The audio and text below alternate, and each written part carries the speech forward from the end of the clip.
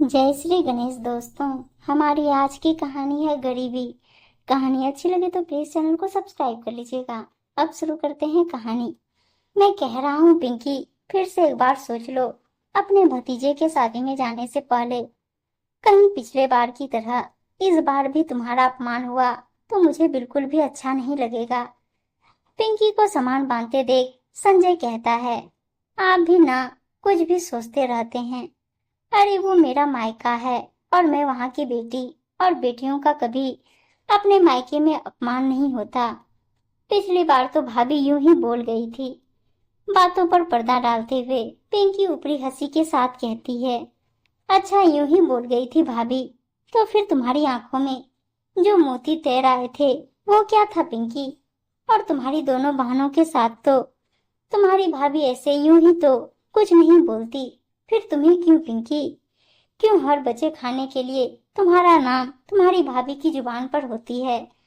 नाराजगी के साथ संजय कहता है, आप भी ना संजय, खाना तो खाना होता है, बचा हुआ हो या बासी, और वैसे भी अन्नपूर्णा का अपमान नहीं करना चाहिए।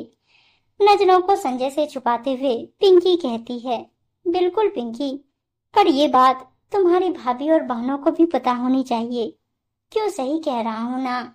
या फिर हम उनके जैसे पैसे वाले नहीं हैं, इसलिए ये बात हमारे पर लागू होती है, उन पर नहीं। और हर जगह जो तुम समझौता करती हो उसका क्या? काम कौन करेगा पिंकी? जगह कम पड़ने पर बाहर बरामदे पर कौन सोएगा पिंकी? सबकी जी हुजूरी कौन करेगा पिंकी? तुमको कभी ये सब सोचकर बुरा नहीं लगता पिंकी? हम गरीब हुए तो क्या हमारी कोई इज्जत नहीं? बताओ पिंकी। क्या पुरानी बातों को लेकर बैठ गए हैं आप? छोड़िए ना अब इन बातों को। यूं ही बातों को दिल में लगाने से रिश्तों में दूरियां आ जाती है, और वैसे भी वो मेरा मायका है। बात को टालने की कोशिश करते हुए पिंकी कहती है, तुम्हारा मायका हुआ तो क्या पिंकी, पर मैं तुम्हें हर बार समझौता करने नहीं दूंगा। मैं तो कहता हूँ नहीं जाते हैं, ऐसे भी हमें कौन पूछने वाला है वहाँ। संजय ऐसा बोलकर पिंकी को मायके जाने से रोकने की कोशिश करता है, पर पिंकी संजय की बातों को नजरअंदाज कर एक अच्छी सी साड़ी और एक पतली सी सोने की अंगूठी संजय के सामने रखते हुए कहती है, देखिए तो ये कैसी है? मैंने नई नवेली बहू के लिए खरीदा है, अच्छी है ना? ऊपरी मन से संजय हाँ कहकर सोने चला जाता है, क्योंकि उसे पता था कि पिंकी कुछ भी हो जाए वो अपने मायके वालों की कमियों पर पर्दा ही डालेगी। इसलिए संजय ने ये सब वक्त पर छोड़ दिया। उसे पता था कि आज नहीं तो कल पिंकी की आंखों से ये पर्दा उठेगा और उसे अपने आत्मसम्मान पर लगे चोट के निशान दिखेंगे। खैर, दूसरे दिन पिंकी संजय के साथ अपने मायके पहुंच जाती है, और जैसे ही पहुंचती है उसकी भाभी उसे काम में लगा देती है।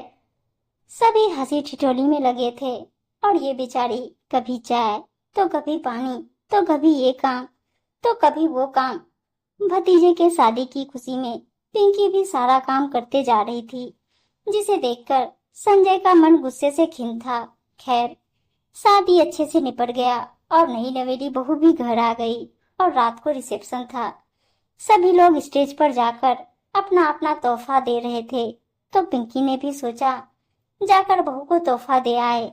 पर जैसे ही पिंकी तोहफा लेकर बहू को देने जा रही थी, वैसे ही उसकी भाभी उसे ये बोलकर रोक देती है कि पिंकी, आप अपना तोहफा मुझे दे दीजिए। वैसे भी बहू के घर वाले देखेंगे तो क्या कहेंगे, हमारी तो नाक ही कट जाएगी। ऐसे भी आपके दिए तोहफे नौकर नौकरानी को देने लायक होते हैं, इसलिए लाइए मुझे दीजिए। भाभी के ऐसे शब्द और बहनों की हंसी आज पिंकी के दिल में चुभ गई। वो तो कुछ बोल नहीं पाई, पर उसकी आंखों से निर्झर धारा बह निकले। पिंकी को भाभी का सब कुछ बर्दाश्त था, पर उसकी गरीबी पर किया कटाक्ष उसके दिल के हजार टुकड़े कर दिए थे। उसने हर कोशिश की थी रिश्तों के बीच गरीबी को दूर रखने की, पर हार गई। आज अमीरी गरीबी पर हावी हो गया, और इसलिए बिना एक पल की देरी किए वो अपना सामान बांधी और अपने पति के साथ अपनी कुटिया की तरफ चल दी। पिंकी की हालत देखकर संजय समझ चुका था कि पिंकी अब रिश्तों की खातिर अपने आत्मसम्मान से समझौता नहीं करेगी। उम्मीद है दोस्तों कहानी अच्छी लगी होगी, और इसी कहानियां सुनने के लिए चैनल को सब्सक्राइब और वीडियो को लाइक शेयर जरूर कर दीजिएगा। धन्यवाद दोस्तों।